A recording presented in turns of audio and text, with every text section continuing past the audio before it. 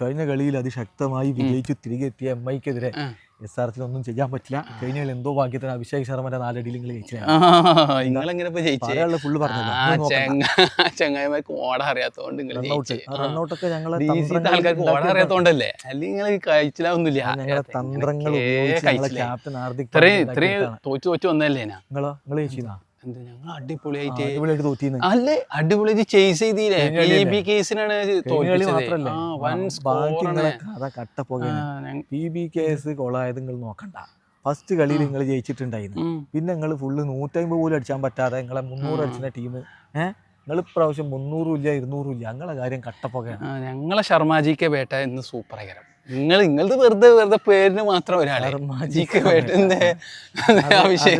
ക്രിക്കറ്റിൽ ഒരാളെ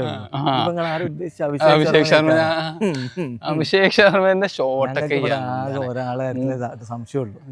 ഞങ്ങളെ വിൽ ജാക്സ് ഫോം ആണില്ല എന്നുള്ളതാണ്. പിന്നെ രോഹിത് ഒക്കെ എപ്പോ വേണമെങ്കിലും ഫോം ആവും, ലെജൻഡാണ്. അതിമ തൊട്ടലിച്ചാൽ നിൽക്കണ്ട. ഇത് ചീള് കേസ് അഭിഷേക് ശർമ്മ കഴിഞ്ഞ ഇതിങ്ങനെ ആരാധകർക്ക് ഇങ്ങനെ ചീട്ടൊക്കെ കാണിച്ചെടുത്ത് നിങ്ങൾക്ക് വേണ്ടിയിട്ടാണ് സെഞ്ചുറി. ഞങ്ങളെ സൂര്യന്റെ ഉപദേശത്തിലല്ലേ, ആ സൂര്യക്ക് ഉപദേശം ഓപ്പോസിറ്റ് പറയാനും അറിയാം. നിങ്ങളുടെ ടീമിലത്തെ ആളല്ലേ, നിങ്ങൾ ടീമിനെ ആദ്യം നന്നാക്കാൻ ഓൻ ഇന്ത്യൻ ടീമാണ് വലുത്.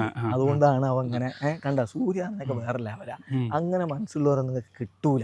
ഞങ്ങളെ ക്യാപ്റ്റൻ ഹെഡൊക്കെ എന്താ ശരിക്കുള്ള തലയാണ്.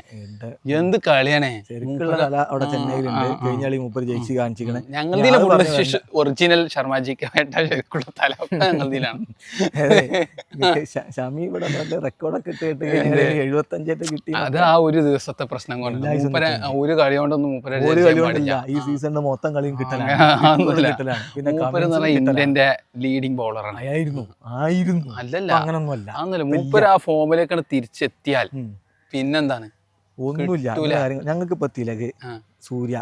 പിന്നെ ഞങ്ങളെ രോഹിത് ശർമ്മ ഒന്ന് ഫോം ആവും, റിക്കിൾട്ടമ്പോ ഫോമൊക്കെ എത്തി. എല്ലാം കൂടി നോക്കുമ്പോ നിങ്ങൾക്ക് പണി കിട്ടും. അത് ഉറപ്പിച്ചോളി.